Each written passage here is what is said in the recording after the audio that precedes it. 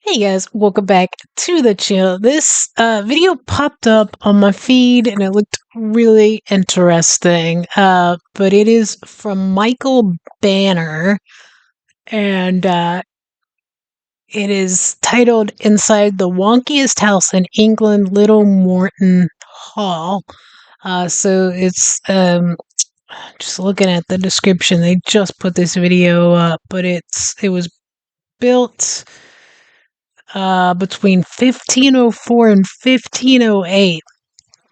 Obviously, it's had some updating, additions through history, survived the English Civil War, passed down through different members of the Moreton family before making its way into the possession of the National Trust in 1976. It almost looks like a castle. You guys know I love this Tudor style look, but it almost looks like it's got a moat around it. I'm really excited to check this out because I think we're gonna get a nice little house tour.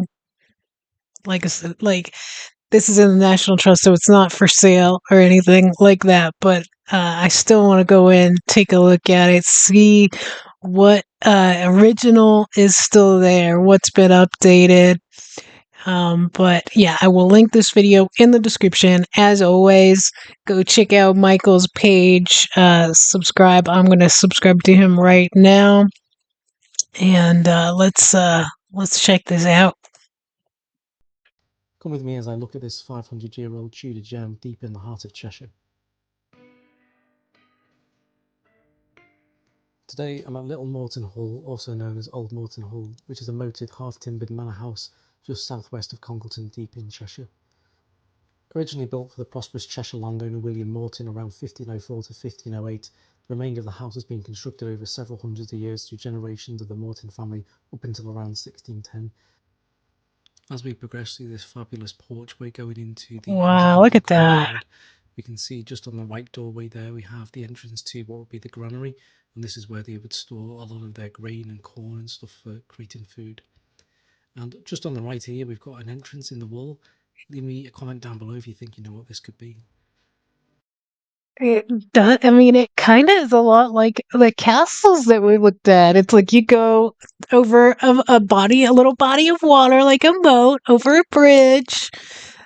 Looked like the bottom of the doors, those wooden doors, you could see the wear on them. But you go in, you've got a whole little courtyard. It's very similar.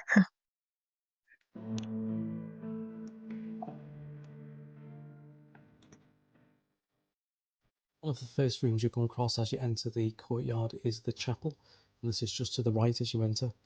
And as you Got can a see, this is chapel. an amazing example of a Tudor era chapel. So again, this is timber framed with wattle and daub walls, and we have a fabulous oak separating screen. As we look through, we can see what are known as tempera paintings on the walls, and these contain things such as the commandments and date back to around 1508. So incredible survivors of the period. We also have the stained glass window at the back of the room there, which is actually Gorgeous. a 20th century addition. So this was installed by Charles Abraham, who was the last private owner of Little Moreton Hall before it became part of the National Trust. However, it's It's like still a a magnificent priest if that example was of him. stained glass, and I think it's very fitting in with the architecture of the building. Right next to the chapel we have another room, and today this is known as the exhibition room. However, William Moreton III used this as a bedroom up until the mid-17th century, where the rest of his family then decided to split the house into separate living areas. And if you look closely at the walls, you can also see burn marks which were there to ward off witchcraft. Moving on from the Huh. exhibition space, we have what is known as the withdrawing room, and this is part of the original structure that was built in the early 1500s. Wow. The purpose of the withdrawing room is to create a private family space, whilst the guest wing was set aside for visitors to have their own privacy. Look at The that creation of these woodwork. separated private spaces indicates the changes that were happening in the post-medieval period.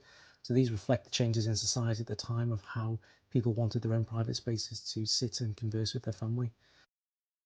Also in here we have a fine example of a fireplace which has the Elizabethan design Gorgeous. from Elizabeth I. That's so Walking pretty. through, we enter the magnificent Great Hall. So this dates back to the 1508 original build of William Moreton, who subsequently died in 1526. This is a cracking example of a Tudor style Great Hall, so obviously the wooden framed construction with the great big fireplace, which would have been the heart and soul of the ability to cook and warm the room up in the Tudor period. That's too And on cool. display we also And have you plenty see of those in evidence that would castles. date back in that period. A doorway at the end of the Great Hall leads to what is known as the Little Parlour, and I think is the most magnificent room within the house. Originally this room was panelled with timbers from the Georgian period, however in 1976 during renovations the panels were taken off and these amazing examples of Tudor artwork were uncovered underneath. Wow. The fact that we have the Moreton family's wolf head crest and the initials of JM actually suggests that the date of these paintings goes back to before John Moreton's death, which is around 1598. Wow. So a huge thanks to the Georgian Moretons who covered these up and protected them. It's worth pointing out as well that windows were a significant display of wealth and social status in Tudor times. So during the 16th century, glass was a luxury item which made the presence and size and quantity of the windows a clear indicator of a household's wealth, for which Little Moreton Hall is no exception. We now make our way upstairs, which is part of the guest wing of the building. So this is directly above the main porch as you enter over the moat. And just to the left, we do have an example of a Tudor toilet just down this corridor, but we'll take a closer look very shortly. I was just wondering On about the side here, we bathrooms. have this, which is the guest parlour. So this would have been a place where guests could sleep and spend some of their time in their private accommodation. So this houses a bed and also shows an example of I what like Tudor that beds would look like, headboard. with this one being strung with ropes underneath to support the mattress. We also got an example of the conservation of how the building is being made structurally safe. But the bit you've probably been waiting for is the Tudor toilet, which is sat directly over the moat. So as you might expect, this is nothing more than just a hole sat directly above the water where guests and visitors would have just sat and let their business drop directly down into the water below. Don't get in the water, Now, y'all. running the entire length of the south range is the long gallery, which is roofed with heavy gritstone slabs, and the weight of these are Look mostly at that supported by a bow ceiling. and buckle, hence why you kind of see the wonky nature of the building from the outside. It's worth noting the plaster depiction of Fortune as well, where whoever cast this either intentionally or unintentionally did the N backwards. Due to the stresses of the excessive weight on the long gallery, the house has undergone various bits of renovation to make sure it's structurally safe, including things such as these metal bars which help bring the walls closer together and stop them bowing outwards even further.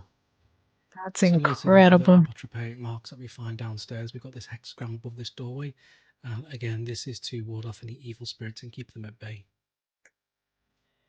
This leads directly into the upper porch room, which apart from the little parlour is one of my favourite rooms, and that's because of this fireplace.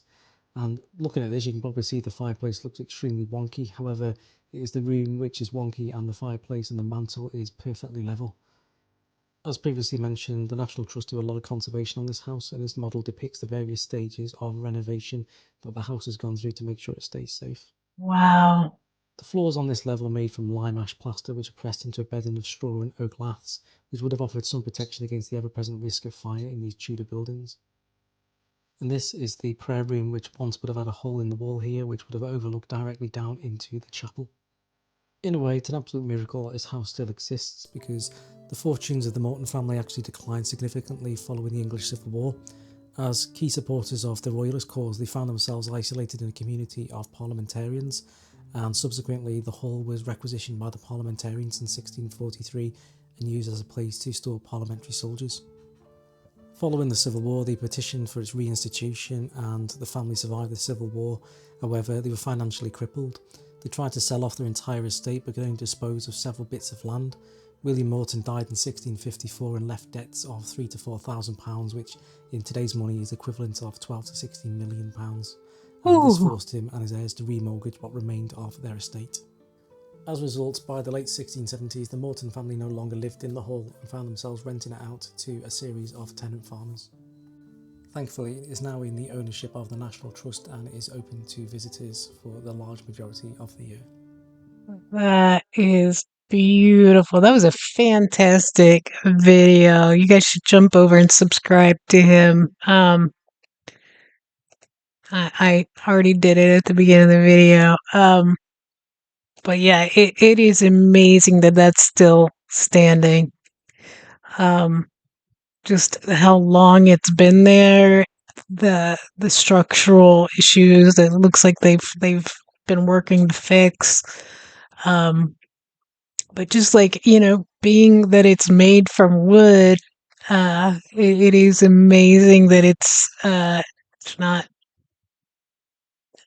you know, fallen prey to fire. They lasted through the English Civil War. I mean, it's incredible that it's still there. It's really cool. I'd love to see that. I don't know where Cheshire countryside is or what that's around. Seems like it might be a little out of the way of your typical places. I could be wrong though. You guys let me know in the comments, uh, where it is and if you've had the opportunity to go there. Um, but yeah, that was awesome video. I enjoyed that a lot. Maybe we take a look at some more from him in the future. Hit the like button, hit subscribe, share, and thanks for watching with me. Have an awesome weekend.